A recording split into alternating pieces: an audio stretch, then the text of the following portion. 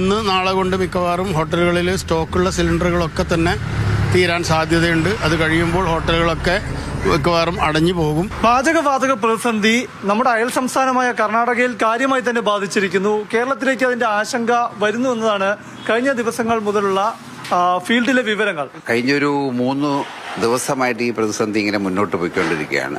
പല ഹോട്ടലുകളും അടച്ച് ഇടേണ്ട ഒരു അവസ്ഥയിലാണ് ഇപ്പോഴത്തെ ഒരു സ്ഥിതി. നമ്മൾ പല പ്രാവശ്യവും അന്വേഷിച്ചപ്പോഴും ഇന്ന് വൈകുന്നേരം വരെ നോക്കാം, ചിലപ്പോൾ ഇന്ന് വരാം. പിന്നെ അവർ പറയുന്നത് ഗാർഹിക ആവശ്യത്തിനുള്ള സിലിണ്ടർ മാത്രമേ വന്നിട്ടുള്ളൂ.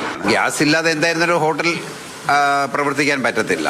അപ്പോൾ ആ സ്ഥിതി വരുമ്പോൾ ഓട്ടോമാറ്റിക്കായിട്ട് നമ്മൾ അടച്ചു മൂടേണ്ട ഒരു അവസ്ഥയിലേക്കാണ് പോയിക്കൊണ്ടിരിക്കുന്നത്. ഇന്ന് നാളെ കൊണ്ട് മിക്കവാറും ഹോട്ടലുകളിൽ സ്റ്റോക്കുള്ള സിലിണ്ടറുകളൊക്കെ തന്നെ തീരാൻ സാധ്യതയുണ്ട്. അത് കഴിയുമ്പോൾ ഹോട്ടലുകളൊക്കെ മിക്കവാറും അടഞ്ഞു പോകും. പാചകവാതകം ഇല്ലാതെ ഒരു വർക്കും മുന്നോട്ട് പോകാൻ ഞങ്ങളെ സംബന്ധിച്ച് സാധിക്കില്ല. അതായത് LPG ഡീലേഴ്സ് ഡിസ്ട്രിബ്യൂഷൻ അസോസിയേഷൻ